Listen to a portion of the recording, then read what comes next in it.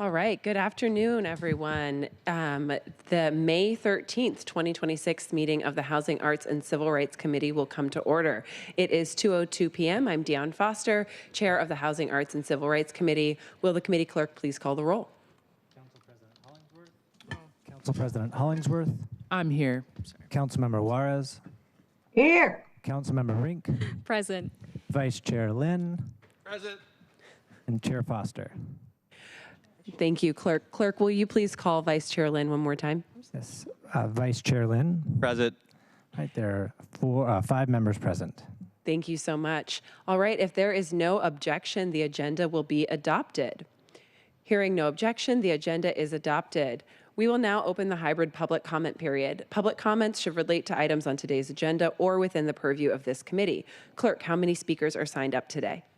Currently, we have 8 in-person speakers, and there are 2 remote speakers. Okay, fantastic.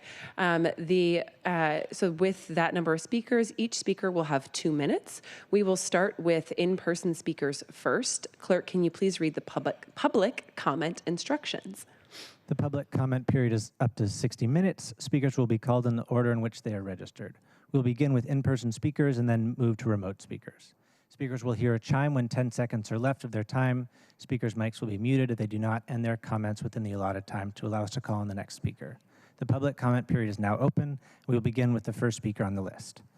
And the first speaker is Sharon Nairi Williams, and she'll be followed by Melissa Palethorpe. Good afternoon. Thanks for having me. So many friendly faces. Hey, Auntie Juarez. Hey, Anthony. Hey, girl. Hi, I would like to speak on behalf of the Arts and Cultural Districts, Georgetown and Columbia Hillman as well. I am the leader, co-chair of the Historic Central Area Arts and Cultural District. And I don't have to tell you, you know that arts is everywhere and we do everything. But we also the holders as arts and cultural districts of the past and the present. The Central District was started, the Arts and Cultural District for the Central Area was started in the midst of gentrification. Everybody was moving out, and we were asked to hold that space, to hold on to our past while moving into our future. Georgetown, you could say they're not already an Arts and Cultural District. When you hit the block, come on now, and when you hit Coleman and Hillman City, Columbia City and Hillman, you like, wait a minute, this is nothing but arts and culture. So I would like to say on behalf of the Historic Central Area Arts and Cultural District, please vote yes for these districts because it's not just about making art or creating art, it's about bringing community together in different kind of ways, bringing arts, bringing business, being the liaison between the Office of Arts and Culture to our districts and saving what we know makes Seattle the best place in the world to live. And that's arts and culture and its people and community. So thank you very much. And I'll give back the rest of my time. How about that? See y'all later. Amen.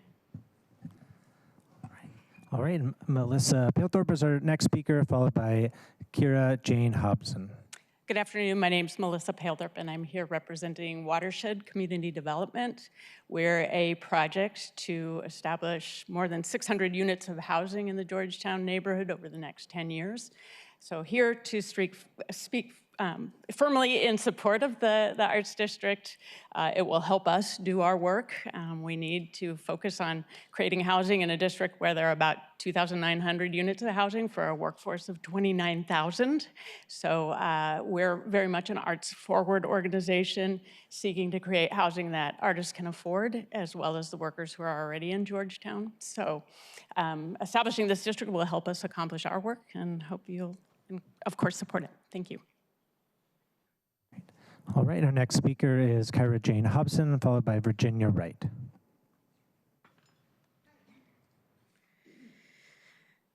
Oh, good afternoon. My name is Syra Jane Hobson, and I am the president and co-founder of the Georgetown Association of Arts and Culture.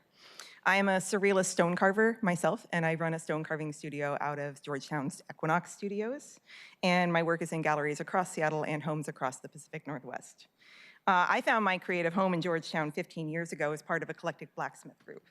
While I've lived all over the city, Georgetown is where I choose to work and volunteer because it is a neighborhood full of people who share my dedication to the arts. people who work hard, who push to better themselves and contribute to their community, and who are passionate about the arts and its ability to uplift society. It's also one of the only places in Seattle with both affordable studio places for artists to work and a culture that celebrates and enables the arts. Because of this, our district is growing. Home to a huge number of studio collectives, art fabrication companies, galleries, creative schools, and specialty supply stores, more of these businesses are moving to Georgetown every year. We are also close to breaking ground on the Watershed Project, the affordable housing project geared specifically toward arts and industry workers. The significant influx of artists and creative businesses provides us with the opportunity to build a more solid creative economy that can serve to support and preserve Georgetown's unique culture and help it continue to thrive as an affordable place for us to live and work. The Georgetown Association of Arts and Culture is dedicated to working with the Office of Arts and Culture, other city departments, and our fellow neighborhood associations through this process. We are building working relationships with the other arts and cultural districts as well, contributing to a citywide network of support for the arts in Seattle. I support Georgetown's designation as one of Seattle's arts and cultural districts and look forward to our continued collaborations. Thank you very much. All right, our next speaker is Virginia Wright, followed by Heather Carney. Thank you. And just before we welcome Virginia, just a reminder, bring the mic closer just to make sure we're hearing you and we're catching you for Seattle channel. Thank you. Is that better? Yeah, it's closer than you might think. Thank you. Okay. My name is Virginia Wright. I'm an art gallery owner in Georgetown, and I've also been associated with the Georgetown Association of Arts and Culture for the last couple of years and been working on this whole project. And I'm very excited to see us reach this point. And I appreciate the support and the recognition, and I'm looking forward to how this can move us forward as an organization and as a neighborhood, and to see how we can grow and sustain and be our unique arts and cultural areas within the city of Seattle. Thank you. All right, our next speaker is Heather Carney, followed by Nathan Wall. Hi, my name's Heather Carney, and I live in Georgetown for 8 years now. I'm coming here today to be a representative for the Georgetown Community Council, so the GCC. We serve as the chair, and our organization is made up of neighbors and community members who really care deeply about Georgetown and its future. We are so excited to support the designation of Georgetown as an official arts district because the arts are already deeply woven, as you've just heard, into the identity of our neighborhood. Georgetown has long been a welcoming home for artists, musicians, performers, creative small businesses, makers, all types of people.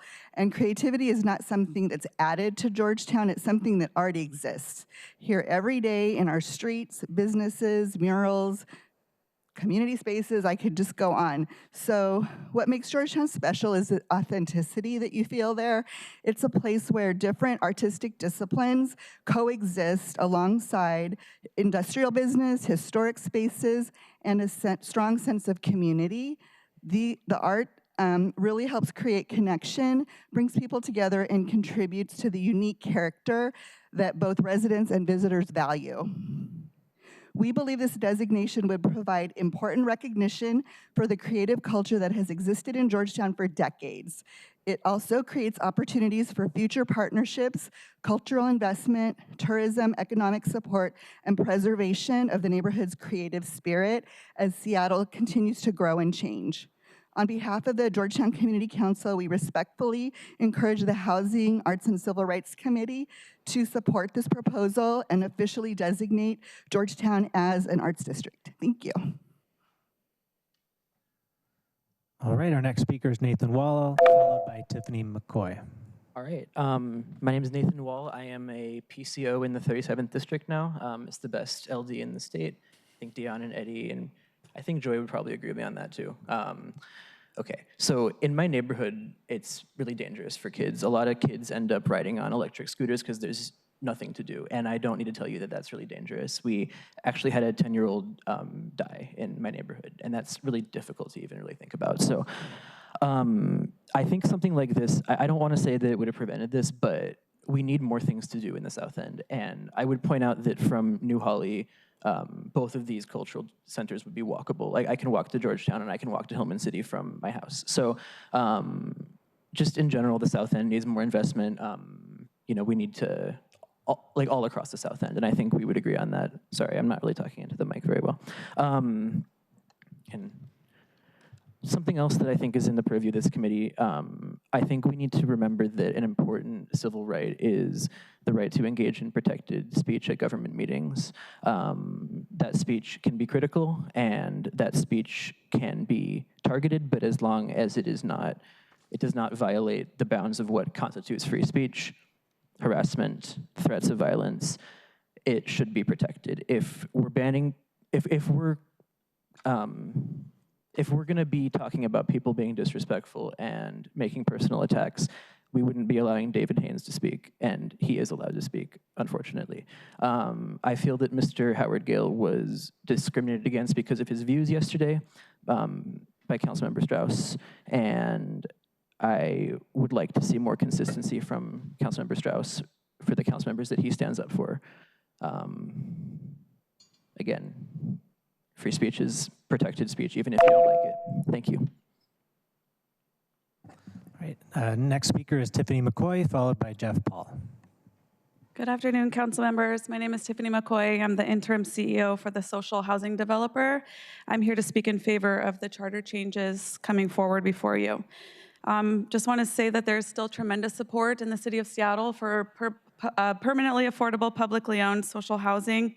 We are going to be bringing forward to you all 16 charter changes. A majority of those are technical changes, but there are a few buckets that I do want to highlight for the public.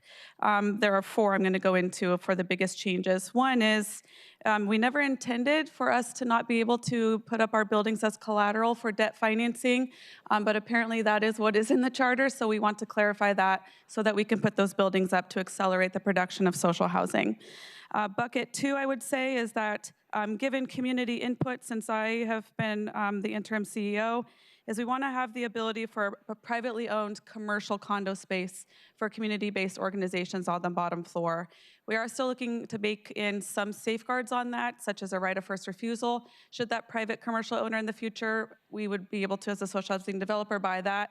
And then also potentially putting in some index pricing, so we're also not baking in speculation to that commercial space being sold. The third is we want to ensure that the current renters appointed by the Seattle Renters Commission get to serve out their term prior to residents having elections.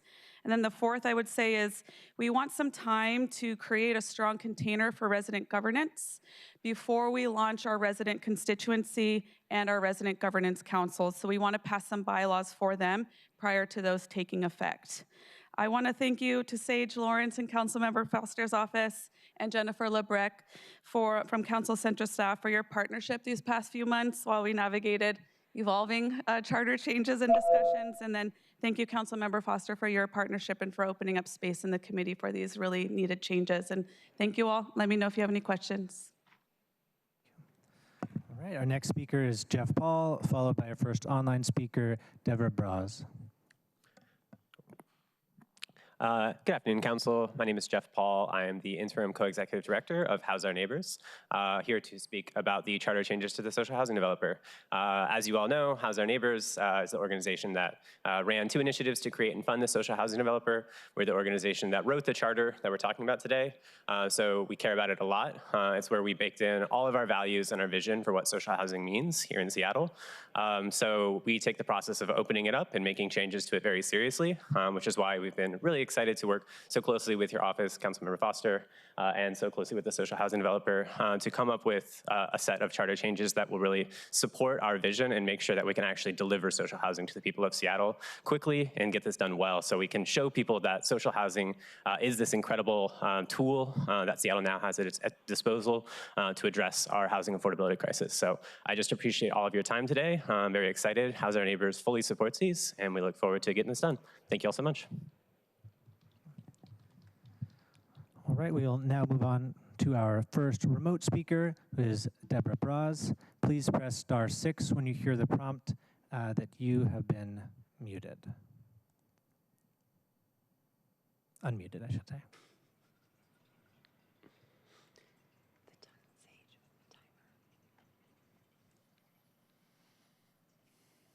Deborah, are you unmuted? Can you hear us?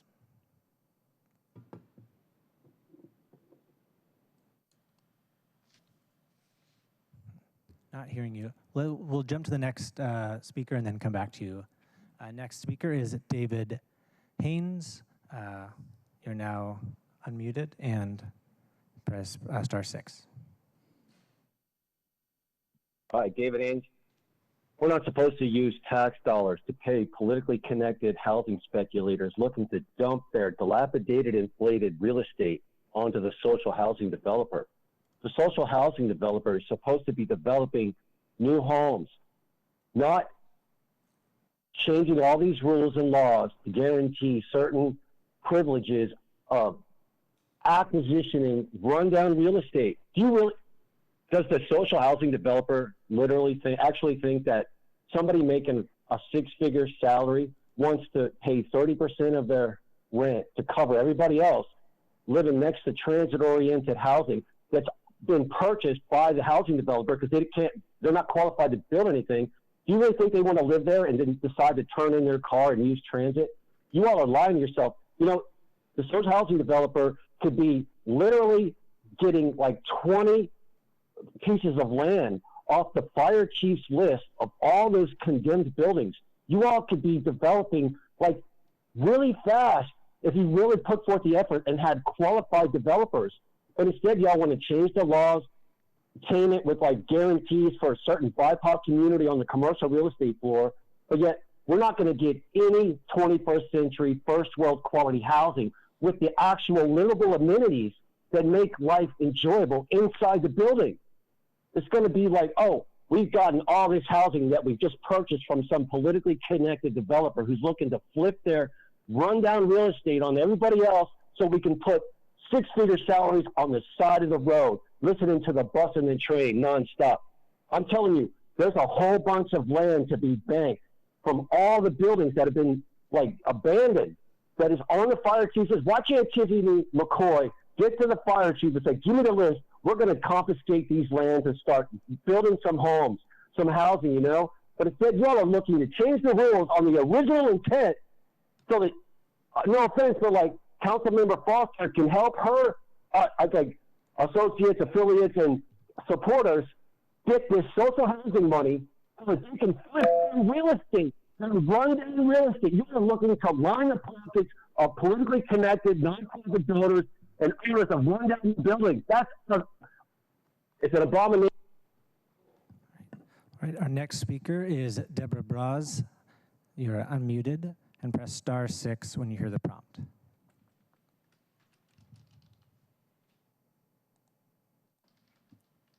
Can you hear me? Yes. Can you hear me? Yep. Wonderful. Okay, it didn't work last time. Great, thank you. I'm calling to voice my support for designating the Georgetown neighborhood as an arts and cultural district. I'm the director of the Georgetown Business Association. I'm also a sculptor and an art restorer myself with a studio in Georgetown. And I know the economic and social impacts the arts have in making Georgetown the thriving neighborhood we see today. The creative spirit in this neighborhood has long been the heart of it, and this designation would both recognize all the past work of the artists and cultural practitioners and ensure the future health and growth of the creative economy in Georgetown. Georgetown's a historically underserved community where the arts have thrived in the face of many challenges, and it only makes sense that Georgetown be officially named as an arts and cultural district. Our artists have sustained the neighborhood and made it a wonderful, unique place to live and work, and we deserve this recognition. I'd also just like to recognize the work that my colleagues at the Georgetown Association of Arts and Culture have put into this initiative to bring us here today. So please give us this designation. It's such a wonderful neighborhood. I encourage you to come visit Georgetown. We have our annual Georgetown Carnival coming up on June 13th, so you can come check out all the arts and culture in our neighborhood that we have to offer. Thank you so much for your time. All right, our final online speaker is Sarah Everett. Please press *6 when you hear the prompt.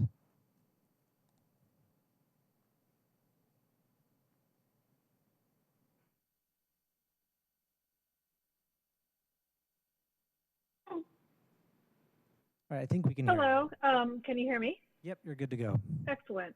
I'm Sarah Everett, and I am calling in to support my, to add to the many comments of support for Georgetown being officially designated as a Seattle Arts District. I'm also in support of Columbia Hillman getting that official designation as well.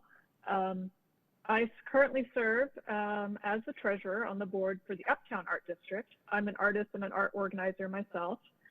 And I have a history of also having a studio in Georgetown in my artistic past, so it's a neighborhood that's close to my heart. Georgetown has long been a rich and diverse epicenter for artists, fabricators, performers, and musicians. And Georgetown has, I won't repeat, there's been so many great comments already, I won't repeat some of the things that people have already, points they've already made, but a point I would like to add is that Georgetown has already been an active participant in the all districts art meetings. We have been gathering about once a quarter for a number of years as a collective of representatives from all the districts to come together and talk about cross promotion and opportunities and ways that we can lift each other up. And Georgetown has already been participating for several years. So they've already been bringing their experience, ingenuity, and grassroots creativity to the table.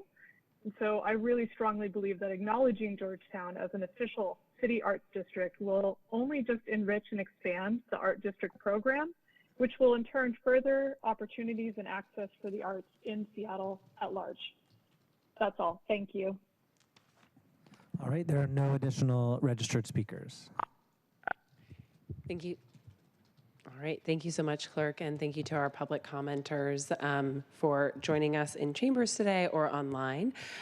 We are now going to move on to our first item of business. Will the clerk please read item 1 into the record? Agenda item 1, Resolution 32201, a resolution creating an arts and cultural district in the Georgetown neighborhood of Seattle. For briefing, discussion, and a possible vote. Fantastic. And we are welcoming up to the table Kelly Davidson and Pinky Estelle with the Seattle Office of Arts and Culture. As they are getting settled and pulling their slides up, I'm going to just take a quick moment to speak on this item. We are today considering Resolution 32201, and after that we will be hearing Resolution 32200. The first, which would formally establish Georgetown Arts and Cultural District, and the second, which would reconfirm the Columbia Hillman Arts and Cultural District. We heard a lot from our public commenters today, and thank you for sharing so many artists, cultural workers, business owners, Georgetown residents about your experience. I got a fantastic email from a constituent that said, Georgetown isn't just for artists, it was built by artists. And I think it's a really exemplary to the social fabric in the community between the folks who live there, the folks who work there, and those of us who come and visit because it's such a fantastic place for arts and culture. And it's such a distinctive neighborhood where we have so many elements that come together in a way that's quite unique to our city. And the Columbia Hillman Arts and Cultural District, which is going to be a reconfirmation of work that has been happening since 2016, ensuring that we make an impact for Southeast Seattle. So I want to first thank and acknowledge the work of the Georgetown Association of Arts and Culture, as well as the Office of Arts and Culture for bringing these resolutions and this work forward. I'm looking forward to hearing more about what this designation will mean in practice, how we can support in implementation, and what lessons this process offers for our broader cultural districts citywide. With that, welcome to the table. We look forward to hearing from you. Please introduce yourselves. Hi, thank you, everyone. Kelly Davidson, I'm the Deputy Director of the Office of Arts and Culture, and with me is our Project Manager for Cultural Space Programming. Hi, I'm Pinky Estelle. I am the Cultural Space Project Manager, and we're excited to be here today. Okay. So we're here today to review cultural districts that are that require legislated action for designated approval, Georgetown and Columbia Hillman neighborhoods. Designation is not just a label. It creates structure for collaboration and makes it easier for the city to respond to neighborhood-specific cultural needs. Key features of all the cultural districts: they are community-led with distinct coalitions. There is city partnership and visibility. They have access to planning and advocacy resources, and there are opportunities for special funding initiatives and programs. Districts work best when they are community-defined, geographically specific, and program the program gives neighborhoods a platform. The local coalition gives the platform meaning. These districts create a citywide network supporting Seattle's creative economy and cultural diversity. Economic and place-based benefits and cultural districts include encouraging cultural tourism and local visitation, supporting small business connected to arts activity, activating public spaces through events, performances, and exhibitions, and helping retain cultural spaces amid development pressures. San Francisco is a useful example because the cultural districts are set up as a city-sponsored strategy to help preserve cultural communities facing displacement and gentrification. Today, there are 10 districts in total in San Francisco. One of the major differences is the allocation of $3 million to these districts annually, whereas Seattle provides only $110,000, an average of $25,000 per district. San Francisco, $300,000. Another important feature of their model is that districts prepare their own plans specifically around cultural history, housing, and economic sustainability. The Office of Arts and Culture is looking to evaluate how this can be part of our model as well. Okay. We would like to share some of the exciting work of the 2 cultural districts coming to you for review today, starting with the Georgetown neighborhood. So Georgetown, home to a lot of things. 6 neighborhood associations, 7 art collectives, 11 design studios and centers, 7 creative fabrication companies, 7 galleries, 2 museums, 8 creative schools, 5 performance and venue spaces, 13 annual neighborhood festivals, collectively contributing to the culture, economic, and community vitality of this neighborhood. Distinct landmarks include the brick corridor along Airport Way, Oxbow's Park Hat and Boots sculpture, the steam plant, and the presence of the nearby Boeing field. Prior to settlement, there were numerous indigenous villages and longhouses in the area. Communities lived along the Duwamish River for millennia. The community group seeking to establish the cultural district reached out to the Duwamish Longhouse with an invitation to engage. They have not received a response. However, there will be future events and programming that the district will be doing and will continue to seek out connections. Georgetown was annexed to the city of Seattle in 1910, becoming a major industrial center. The neighborhood has a small residential population of approximately 1,500 residents, with about 37% of that as people of color. The neighborhood was recognized as a King County community of opportunity. Georgetown is home to a strong arts economy, including studios, fabrication shops, galleries, and design firms. It hosts the Art Attack Art Walks every second Saturday of the month, attracting visitors year-round. Major neighborhood festivals include the Georgetown Carnival, Honk Fest, the San Gennaro Festival, and Rainier Days. The community has spent the last 6 years working towards this designation. The Georgetown Association of Arts and Culture was formed in 2023. Earlier this year, they got their full designation as a nonprofit status.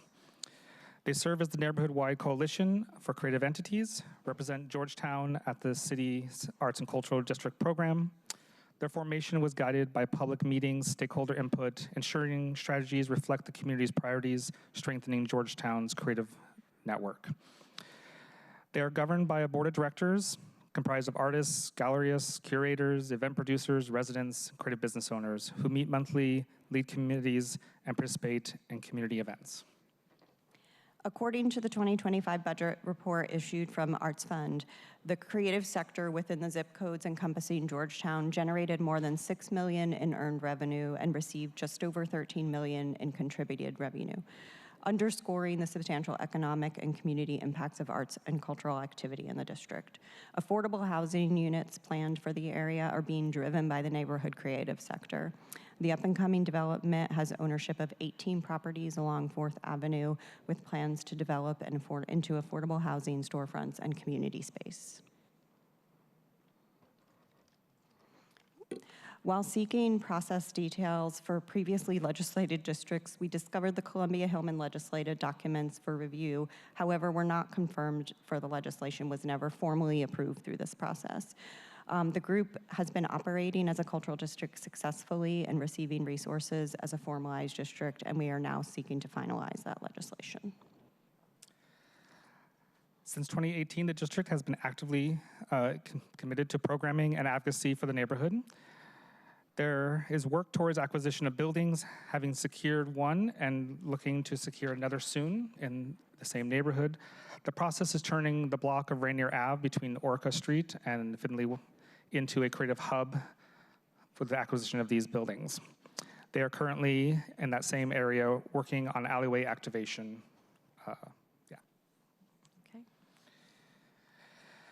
If we want districts to preserve culture, to support local economy, to advance neighborhood equity, we need to move forward from recognition towards sustained implementation and program support. The development of supporting policies and increased financial investment to empower the districts further. The Office of Arts and Culture will be working toward developing policies, seeking added resources, and establishing other tools to assist the cultural districts in meeting their goals. We believe this program can help address larger issues communities are facing. Our department is hiring a full-time cultural space project manager that will reside in the newly formed Creative Placemaking Division. We appreciate your time today, and we welcome any questions. Thank you so much for that fantastic presentation. I have to just start off by saying this is actually the second time in council chambers today that hat and boots has been mentioned. I don't know if that's happened before, but I just want to say twice in one day. So shout out to Georgetown and to hat and boots for getting two council mentions in one day. I worked on hat and boots when I was with the Parks Department. Fantastic. You know what? We knew, Kelly, that you have, or Deputy Director Davidson, that you have a depth of experience, but now we got 3 times for hat and boots. So we may have to come back next year and do a proclamation for Hat and Boots Day. So and for folks who don't know what I'm talking about, it's a fantastic sculpture piece of art in Georgetown that's really, really fun to visit. So anyway, thank you for that presentation, and really love the mention of all of the fantastic galleries and festivals, and really excited to have this opportunity to make sure that we are not just creating the formal arts and cultural district in Georgetown, but that we are doing the proper recognition for the Hillman City, the Columbia Hillman Arts District. And I know they've recently started 98118 Fest, and which has also just been a really exciting addition to all of the fantastic local cultural events that we have here in Seattle. Okay, with that, I will turn to my colleagues to ask if you have questions for our panelists today.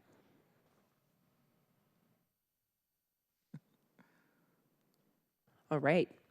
Seeing none, I will just ask, I'll ask a quick question. I want to make sure that we have awareness just in terms of what does the city commit to with this designation and what remains community-led. And Pinky, you already spoke a little bit about the differences between Seattle's approach and San Francisco's, but just want to make sure we highlight that for folks as awareness.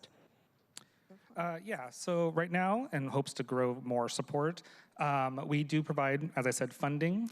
We provide a staff person to help support them, especially when they run into different challenges along with other city departments with their permitting. Gives us them a guideline to have a staff person to directly connect and link to, and give them guide rails on what to do research on and what to pay attention to in terms of changing landscape here in the city. Relatively beyond that, it's about uplifting their voices and making sure that they're in the right rooms, whether that is private or public. I will just add, this is definitely a program that we've had a lot of conversations with our new director, Nguyen, about how we can grow this to really provide even more connections, resources around working through city processes. So it is definitely something we hope to continue to build on what the communities that are engaged in this program have access to. Fantastic, thank you. And I'll just ask one more question before I take us to a vote, which is, can you just remind us again, I know we talked about the support that goes to the cultural districts. Can you just remind us again the level of support given all, I mean, you spoke to this, Deputy Director Davidson, the economic generation that comes from some of these communities. And I think it's a relatively modest level of support that's provided to the arts and cultural districts for the output that they create. Can you remind us of that? The amount. Yeah. The amount. So now annually we contribute $110,000. We try to give 25 to each district. With adding Georgetown, this means we will be in a deficit. We do have plans to how we will navigate that in this budget cycle, but we'll have to address that as we move forward. Mm-hmm. Fantastic, thank you. All right. Committee members, just one more check to see if there's any questions with those comments from our committers, our presenters, and otherwise I'll be taking us to a vote. Okay. Thank you so much. Clerk, can I ask that you, where am I? I move that the committee recommend adoption of Resolution 32201. Is there a second? Second. It is moved and seconded to recommend adoption of the resolution. Are there any further comments? Will the clerk please call the roll on the recommendation to adopt Resolution 32201? Council President Hollingsworth. Yes. Councilmember Juarez. Councilmember Rink. Yes. Vice Chair Lynn. Yes. Chair Foster. Yes.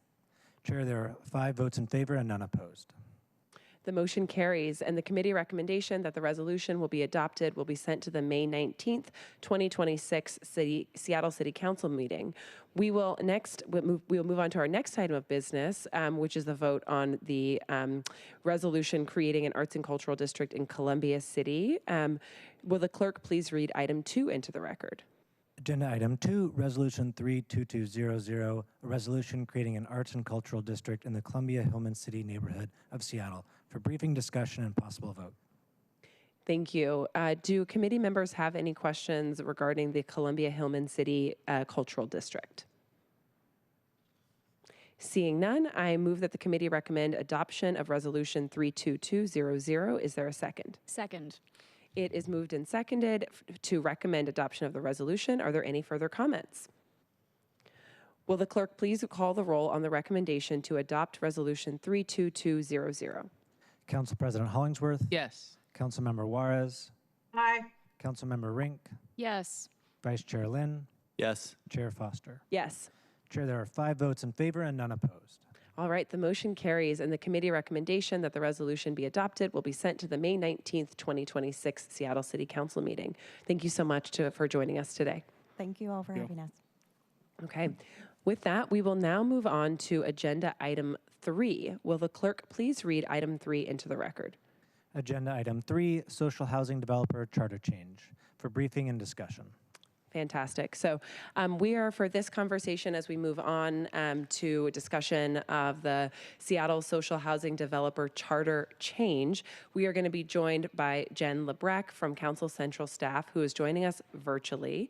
And before I pass it over to Jen, I'm just going to say a few words about what we are bringing forward. We're bringing this forward for discussion today.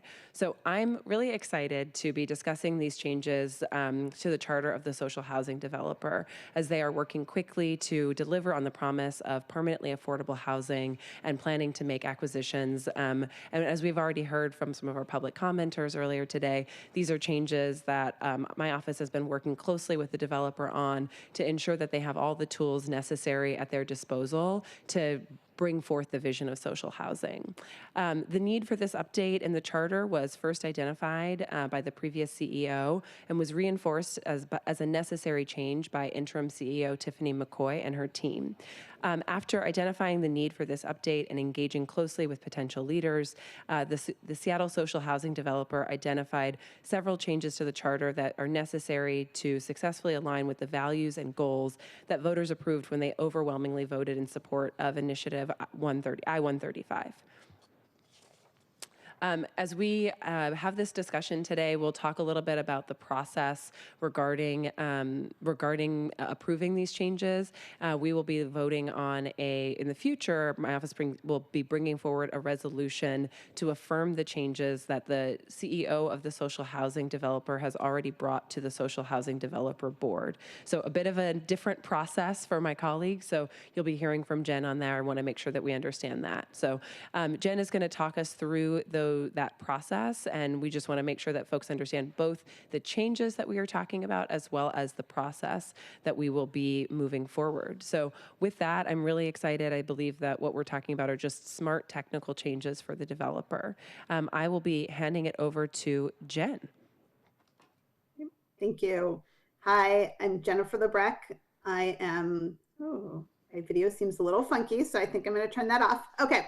Hi, I'm Jennifer Lebrecht. I'm City Council Central staff, and I am going to go ahead and share this presentation for you today.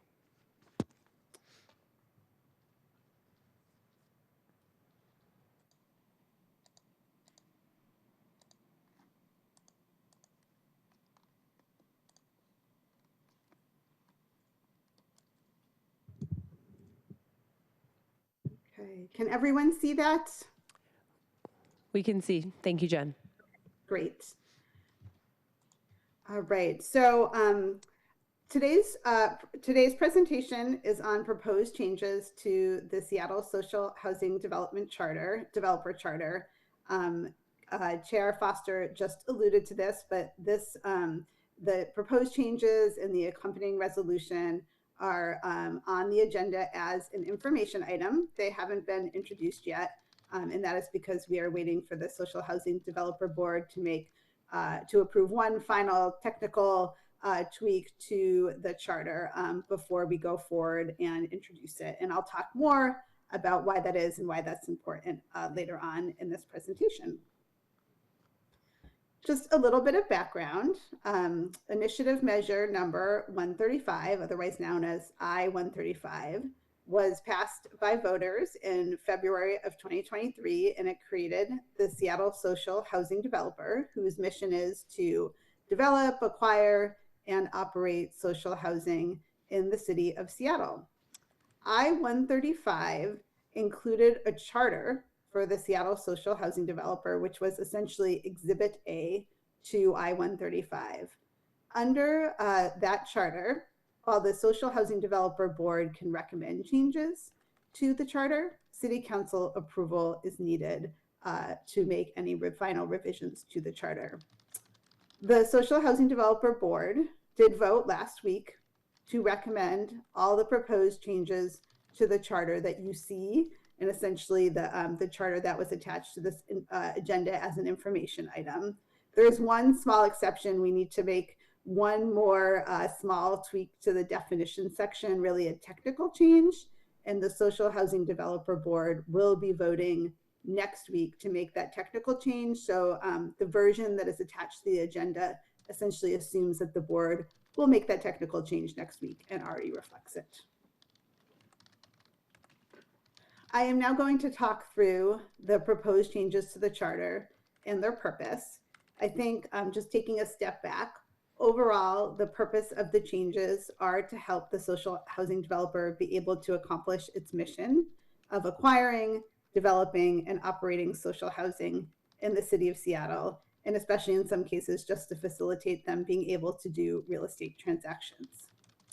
The first change allows the social housing developer to form a single purpose entity, such as a limited liability corporation. But I think a key thing here, the Seattle Social Housing Developer would have to retain control over the housing, even if it was owned by a single purpose entity. The Seattle Social Housing Developer would retain control over the housing by having to both own and control the single purpose entity. And this is a fairly common thing in real estate, where you would set up an LLC in order to develop a property, in order to provide some protection if something happened against other assets that the social housing developer might own. Another change would allow rental rates to be based on more than just the cost of the buildings, in order to allow for cross-subsidization across buildings. So for example, maybe one building has more affordable units, another building that had higher market rate rents could be used to cross-subsidize the building with the lower rents, or would allow the use of building revenue to support bond payments. The social housing developer was concerned that as the charter is currently written, it was a little too restrictive, which seemed to imply that building revenue could just be used to support the operations of a specific building and wouldn't allow them to accomplish some of the other objectives that they had.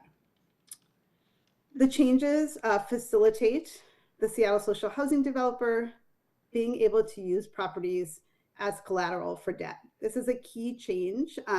There is language in the charter that says that the properties must be owned into perpetuity by the social housing developer.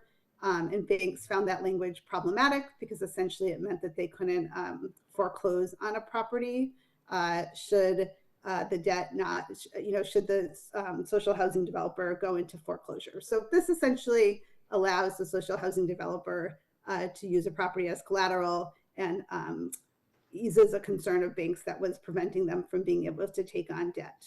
It also allows the social housing developer to execute regulatory agreements.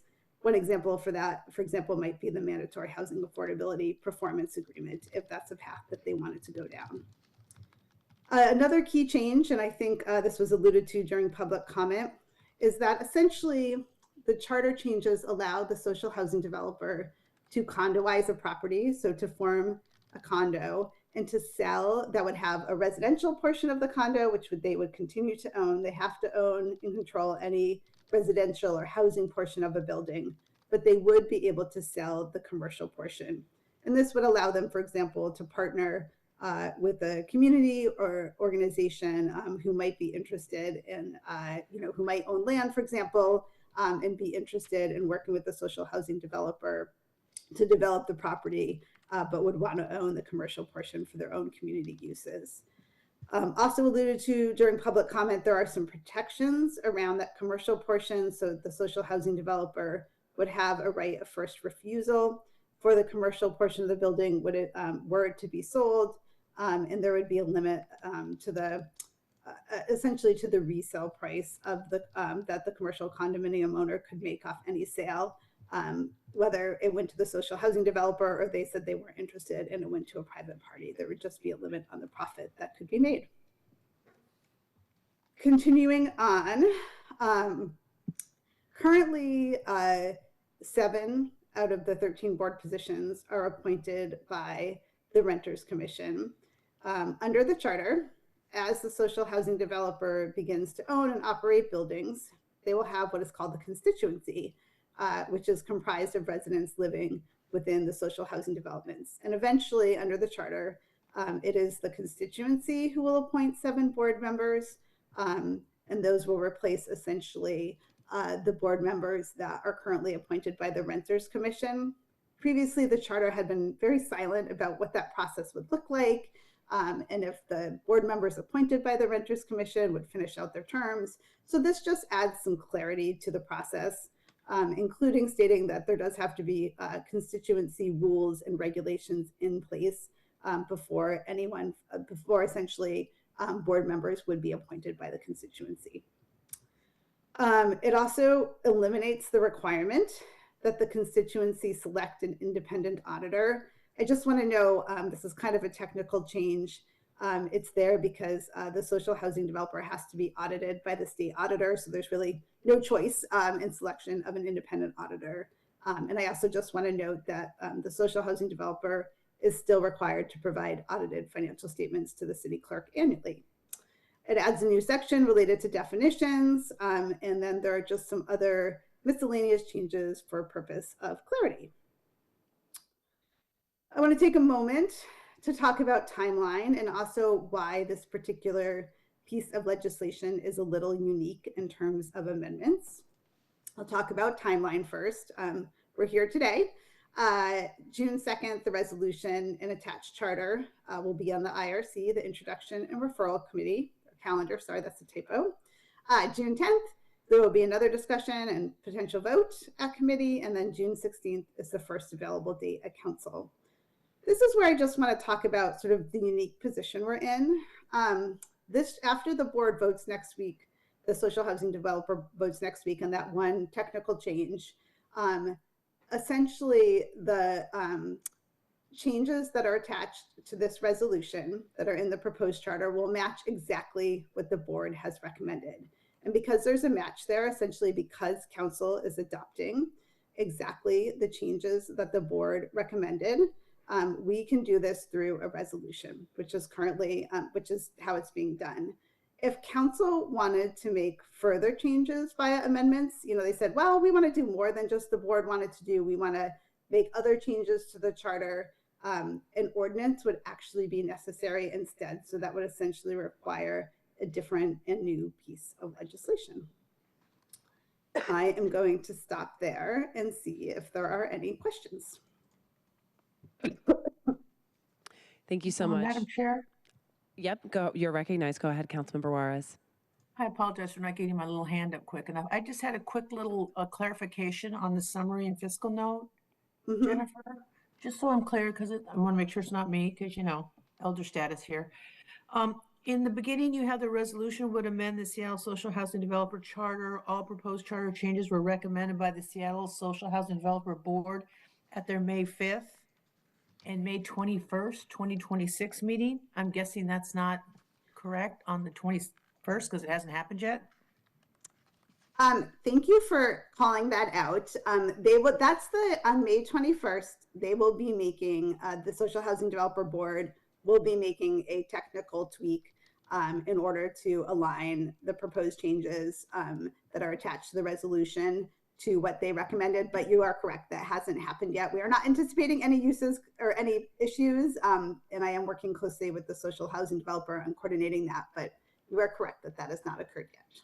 Okay, I just want to make sure, because I thought if they had 2 board meetings, but you saying that they had 1 and then they're anticipating on the 21st to make it final. Okay, Yep. That's all the clarification I need. Thank you, Jennifer. Thank you, Madam Chair. Thank you so much, Councilmember Juarez. Colleagues, I will pause to see if there are other questions. Council President Hollingsworth. Thank you, Chair, and thank you for bringing this.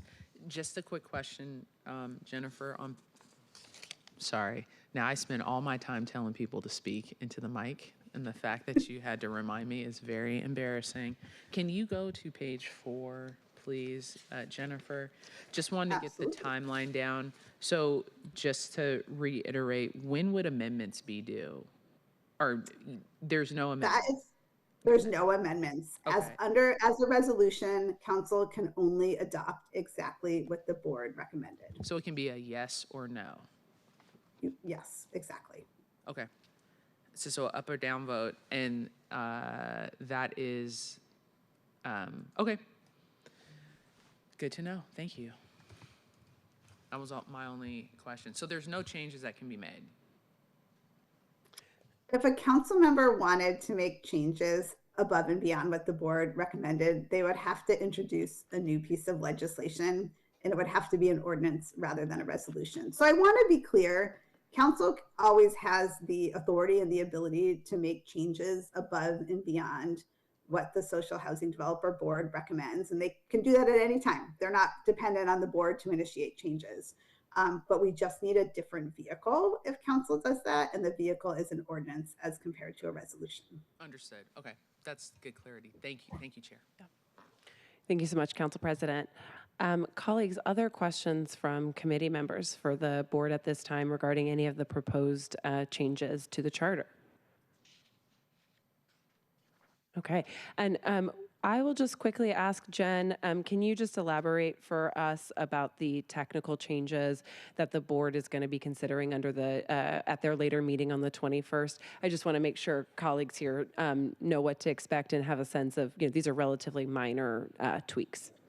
Oh, sure. And they are already reflected in the version that is shared. It's all to do with the definition section.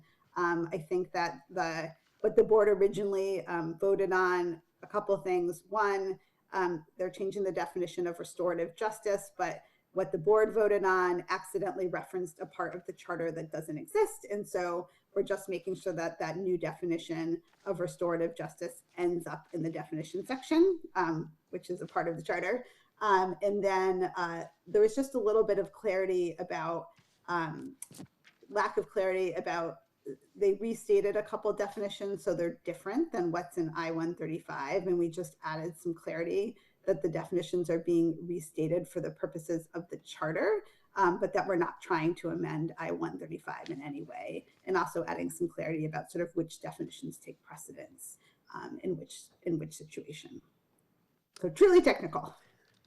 Thank you for that, Jen. And then just reiterating that what we put forward in the that we uploaded into Legislar and what colleagues have in front of us reflects the changes that we anticipate the board voting on in that meeting later on this month, which is also part of the reason why, as you noted, Councilmember Juarez, who catches every detail with a fine-tooth comb, said it's not May 21st yet.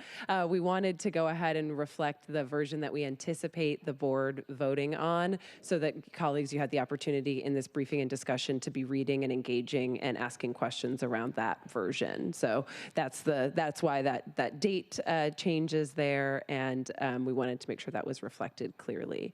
And I will just say, I know there's not a ton more of questions from the committee. Sage has been really working, from my office, been working closely with the developer on this. If there are any questions about the changes or the implementation, our office or Jen is happy to work closely with folks. And Jen, we really appreciate all the hard work that you did, as well as the hard work coming from the developer and the partnership to figure out how we can make these technical tweaks to ensure that the developer can be successful in the coming months and years. Chair. Oh, sorry, I didn't see your hand. Yes, Councilmember Rink. Chair, I just wanted to, I don't have any questions for today. I know I've had a chance to review and get my questions answered ahead of this meeting, and so I just wanted to take a moment to thank you and your office for your work alongside the social housing developer, and just offer a couple comments for this moment that we're in, because I think it's important to note that Seattle voters continue to affirm their support for the social housing developer. Prop 1A passed with 63% of the vote, and I believe the actions from the developer since that vote really speak to the intent to make sure that the social housing developer as a body delivers, including the board taking necessary action for important leadership changes, including the hiring of housing development experts, staff the developer that I know you've brought into committee to hear directly from, and now proposing these technical changes to the charter, which I believe will help enable the developer to deliver on social housing. And I offer that context as also a reminder that we're engaging in something new, and when my office hosted a local progress just about a month ago, we had folks from other cities around the country coming to learn from us on how our social housing developer is doing, how we've done this. And so this is really a learning opportunity. We're figuring things out as we go, and I think I just wanted to take that moment to voice my support for these technical amendments and changes to the charter, as we are really carving out a new path forward, and folks are eager to learn from us on how we're doing this. And so wanted to offer those comments for today, and thank you again for bringing this before us. Fantastic. Thank you so much, Councilmember Rink.